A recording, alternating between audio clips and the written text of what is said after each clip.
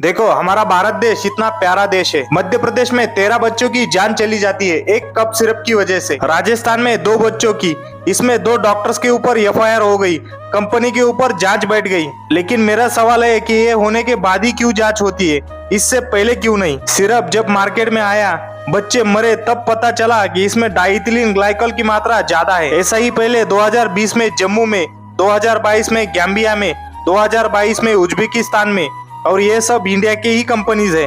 किसका काम है ये कंट्रोल करना? क्या ड्रग कंट्रोलर अथॉरिटी सिर्फ सैलरी निकलने के लिए है?